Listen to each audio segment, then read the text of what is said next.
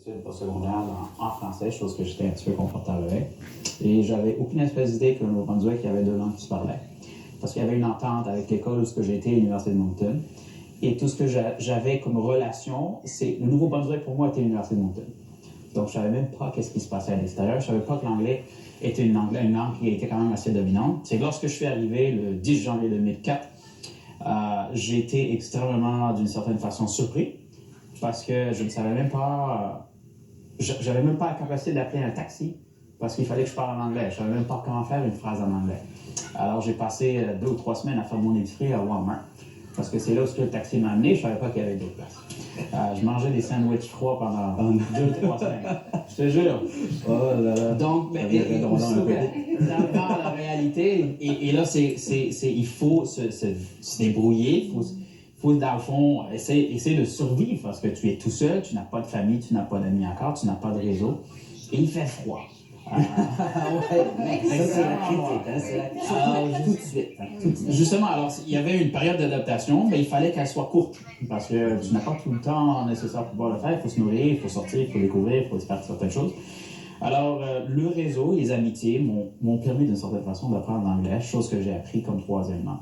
Alors, c'était l'anglais par nécessité, le français juste par, d'une certaine façon plus naturelle, parce que c'est la deuxième langue la plus parlée au Maroc. Okay. La période d'adaptation, vous disiez qu'elle devait être quand même assez courte.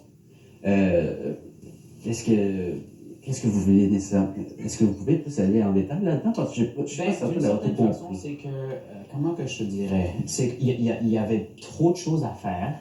Okay. Et je n'avais pas nécessairement le privilège de rester dans ma chambre et pitoyer sur mon sort et dire qu'est-ce que j'ai fait, quelle erreur. Donc, il fallait, dans le fond, d'une certaine façon, assumer parce que c'était une aventure. C'est vrai qu'il y avait beaucoup de défis, entre autres linguistiques, entre autres de famille, d'amis, entre autres la capacité de comprendre certaines reprises le chiac, que je ne comprenais pas. C'est vrai, c'est tout qui était d'une certaine façon quelque chose, le fait que les collègues à l'université tutoyaient le professeur, là c'est bon, wow, tu peux dire tu, parce que nous c'est le vous. Alors il y avait énormément de choses à faire et le temps passait très vite, donc il fallait d'une certaine façon briser la glace et sortir et faire des connaissances. Être d'une certaine façon vulnérable et tu n'es pas là pour faire du tourisme, tu es là pour vivre. Alors, d'une certaine façon, sortir, dire les bonjours, faire les travaux de groupe avec des gens qui viennent d'ici, aller faire l'épicerie d'une certaine façon en anglais, se débrouiller pour faire une transaction bancaire à travers la machine. Moi, j'avais jamais eu de carte bancaire. Je travaillais toujours avec du cash. Okay? Fait que travailler avec une transaction bancaire, ça m'a pris 15 minutes. Il y avait une file d'attente de gens qui me regardaient, mais comme, ça va-tu finir? Parce que je savais pas où mettre les numéros, OK? Trop d'argent.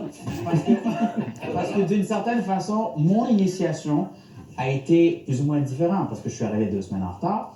Donc, le fait que j'ai récupéré mes clés de studio à la France, on m'a déposé avec mes valises, puis on m'a dit arrange-toi, vas-y. C'était ça l'intégration qui s'est passée d'une certaine façon. Aujourd'hui, les choses ont tellement changé. Il y a un comité d'accueil, il y a un suivi, il y a du coaching, il y a plein de choses.